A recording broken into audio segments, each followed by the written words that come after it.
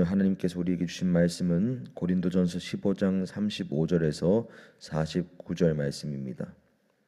고린도전서 15장 35절에서 49절 말씀 제가 봉독하겠습니다.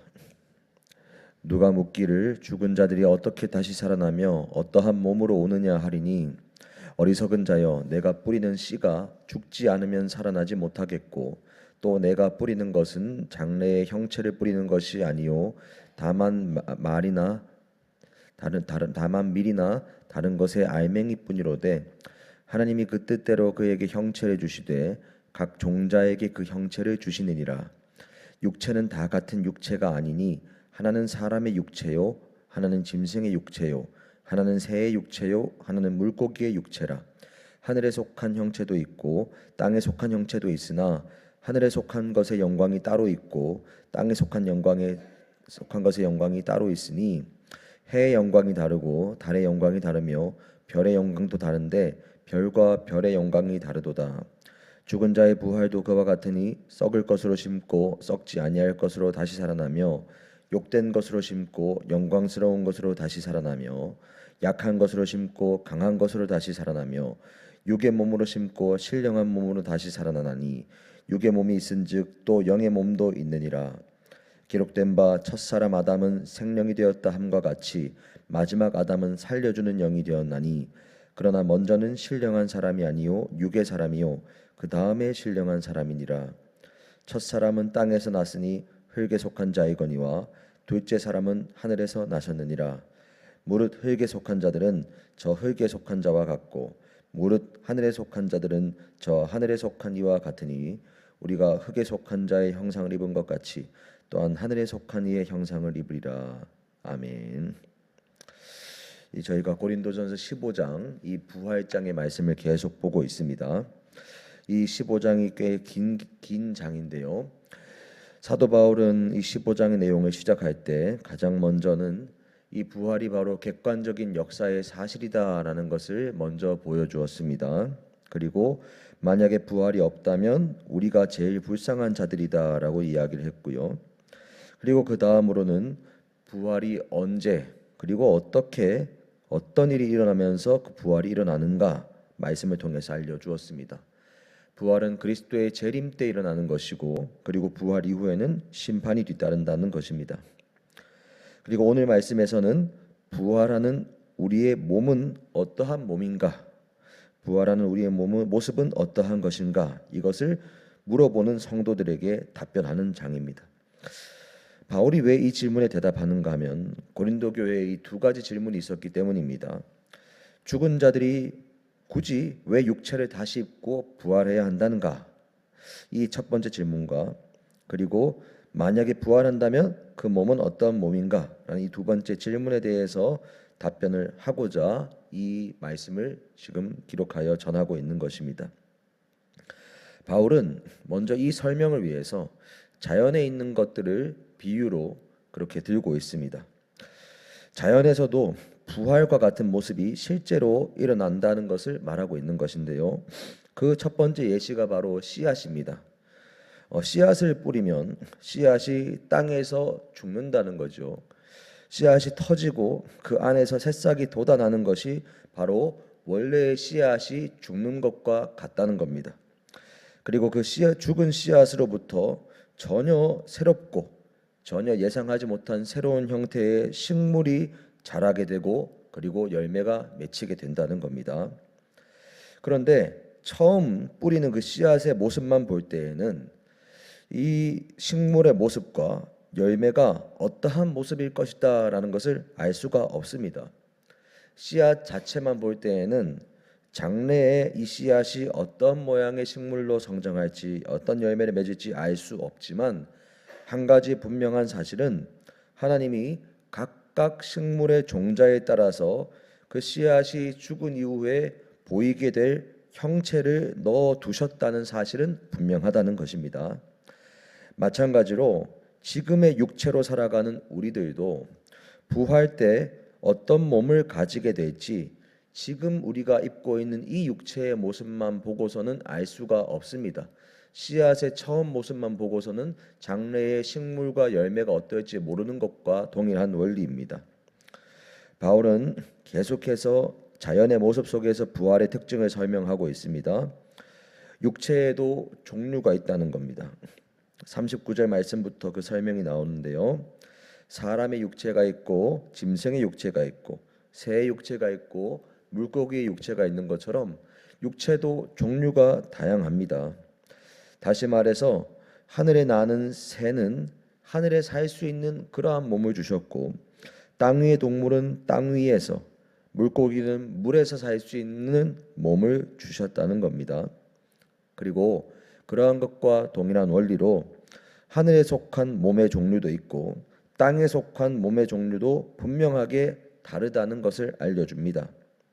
그리고 여기서 또 중요한 사실은 그 몸이 어디에 속했느냐에 따라서 그 몸의 영광스러움도 차이가 있다는 겁니다. 사람의 몸이 짐승의 몸보다 당연히 영광스럽죠. 그리고 해와 달과 별도 그 빛과 그 밝기가 다 다르고 영광이 다 다른 것처럼 하늘에 속한 몸의 영광이 이 땅에 속한 몸의 영광보다 크다는 것을 말하고 있습니다. 바울은 이 말씀들을 통해서 부활할 때 우리가 입게 될 육체가 그래도 이러할 것이다 라는 것을 설명하고 있는 겁니다. 현재 우리의 몸은 죽고 썩게 되는 몸이지만 부활 후 새롭게 얻게 되는 몸은 썩지 않는 것이고 영광스러운 것이고 약한 것이 아니라 이제는 강한 것이 되는 것이고 전혀 새로운 몸으로 영혼의 영적인 몸을 가지고 부활하게 된다는 것입니다. 분명하게 새로운 육체인데 지금 우리가 입고 있는 이 육체와는 차원이 다르고 우리가 예상할 수 없는 몸을 가지고 부활한다는 것을 설명하는 겁니다. 그리고 바울은 그 영적인 진리를 설명하기 위해서 단순하게 이 땅에 보이는 자연 현상만 가지고 설명하는 것에 머무르지 않습니다. 45절부터 바울은 부활의 원리를 다시 또 한 번 처음 아담과 마지막 아담을 가지고 설명합니다. 처음 아담과 마지막 아담인 예수 그리스도를 비교하며 말하는 것입니다. 앞선 본문에서도 우리가 2절 22절에서 처음 아담의 죄로 인해서 모든 사람이 죽었지만 마지막 아담 예수 그리스도의 부활로 인해서 모든 사람이 삶을 얻었다는 대조가 있는 걸 보았습니다. 오늘 45절에서도 바울은 아담은 흙에 속한 사람이고 마지막 아담이신 예수 그리스도는 하늘에 속한 이로서 대조하고 있습니다. 그리고 하늘에 속한 마지막 아담이신 예수 그리스도 안에 있는 성도도 결국에는 하늘에 속한 몸을 입게 될 것이다 라는 영적인 진리를 설명합니다. 이처럼 오늘 우리가 읽은 본문은 바울이 자연에서 볼 수 있는 사례들과 그리고 아담과 예수 그리스도의 대조를 통해서 우리가 부활 때 입을 육체는 분명하게 지금의 육체와는 차원이 다를 것이고 하늘의 몸을 입고 부활한다는 사실을 알려주고 있습니다. 그런데 이러한 진리의 사실뿐만 아니라 진리의 객관적인 사실뿐만 아니라 한 가지 중요한 사실도 이 단락에 포함되어 있습니다. 우리가 이제 42절 말씀부터 보게 되시면 죽은 자의 부활은 썩을 것으로 심고 썩지 아니할 것으로 살아가는 것과 같다고 합니다. 씨앗을 설명한 앞선 내용과 완전하게 일치되는 설명이죠. 우리가 지금은 썩을 몸을 가지고 있더라도 부활할 때는 영원히 썩지 않을 몸을 얻게 된다는 진리를 알려주기도 하지만 오늘 우리가 살아갈 때 또 한 가지 원리를 알려주는 것입니다.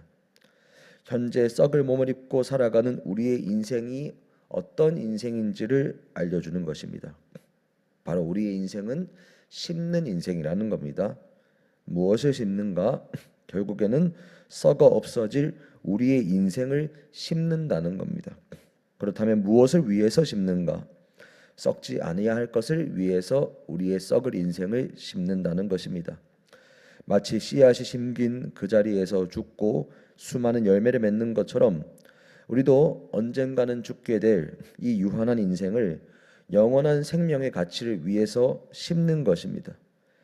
그렇게 우리의 생명을 얻을 뿐만 아니라 또 다른 수많은 생명의 열매도 썩을 우리의 인생을 심음으로써 거두는 것입니다.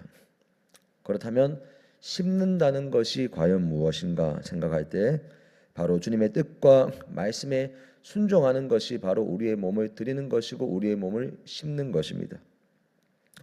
하나님의 밀이 땅에 떨어져 죽으면 많은 열매를 맺고 생명을 얻게 되리라 말씀하신 예수님의 말씀하신 것처럼 예수님이 그 말씀대로 십자가에 죽으시고 부활하시며 모든 부활의 첫 열매가 되심과 동시에 수많은 생명을 살리셨습니다. 우리도 예수님이 주시는 십자가를 지고 주님을 따르는 제자의 삶, 순종의 삶을 사는 것이 바로 썩어질 우리의 인생을 가장 가치 있는 하늘에 썩지 아니할 것, 그리고 수많은 생명의 열매를 위해서 심는 것입니다. 사랑하는 여러분, 우리 인생은 매일매일이 결국에는 흘러가 사라지는 인생입니다. 이 땅에서의 인생은 결코 영원하지 않습니다. 결국에는 썩게 되는 몸이고 썩게 되는 인생입니다. 인간의 눈으로 볼 때 아무리 위대한 것을 이룬다 하여도, 아무리 많은 것을 얻었다 해도, 아무리 수많은 땅을 정복하는 대제국을 이룬다 하여도 세월이 지나면 그 모든 것은 결국에는 다 썩어 없어지게 됩니다. 그리고 그렇게 끝나는 인생은 썩을 것을 얻기 위해서 심은 인생만 살다 가는 인생입니다. 그러나 성경은 또 하나 가능한 길을 보여주고 있습니다. 썩을 것을 심지만 썩지 않고 영원한 것을 얻게 되는 방법을 성경은 알려주는 것입니다. 어차피 썩게 될 것을 심게 되는데 썩지 않는 영원한 것을 얻는다는 것은 정말로 비교할 수 없는 엄청난 이득을 우리에게 허락해 주는 것입니다. 그래서 부활이 바로 엄청난 주님이 허락하신 은혜라는 것입니다. 부활을 약속하셨다는 것이 바로 엄청난 은혜인 줄로 믿습니다. 오늘 하루 저희가 이 사실을 기억하며 살기를 원합니다. 그냥 흘러가 썩고 없어지는 이 하루가 되는 것이 아니라 썩지 아니할 영원한 하늘나라와 부활의 생명을 위해서 심을 수 있는 또 다른 기회가 주어진 오늘의 하루라는 사실을 기억하시기를 축복합니다. 그리하여서 영원히 썩지 아니할 하나님의 나라와 부활의 생명을 위해서 주님께서 십자가를 통해서 그리고 주님의 부활을 통해서 우리에게 허락해 주신 그 길을 우리가 선택하고 순종을 심는 이 하루가 되시기를 예수님의 이름으로 축복합니다. 함께 기도하겠습니다. 하나님 아버지, 감사합니다. 정말 오늘 말씀을 통해서도 우리가 부활 이후에 새롭게 입게 될 몸이 어떠한 몸인지 수많은 원리를 통하여 알게 하시니 감사합니다. 썩지 아니할 몸, 영원한 하늘의 몸, 그리고 가장 영광스러운 몸으로 우리에게 입혀주실 것이라 약속하시니 감사합니다. 아버지, 또한 그 영원한 가치, 영원한 생명, 그 영원한 몸을 썩는 우리의 몸을 심은 것을 우리 주님께서 받아주시고 썩지 아니할 영원한 것으로 허락해 주신다고 말씀하시니 감사합니다. 아버지, 오늘 하루가 정말로 썩는 우리의 몸을 썩지 아니할 영원한 영광을 위해서 심는 하루 되게 하여 주옵소서. 그저 흘려보내고 그저 지나보내는 이 하루가 되는 것이 아니라 정말로 주님께서 허락하신 영원한 생명의 가치, 그리고 또 다른 수많은 열매를 위해서 우리의 유한한 몸을 심는 놀라운 기회를 얻는, 그렇게 순종하는 이 하루가 되게 하여 주옵소서. 성령님 도와주시고 실제 그러한 삶을 살게 하여 주옵소서. 감사드립니다. 예수님 이름으로 기도합니다. 아멘.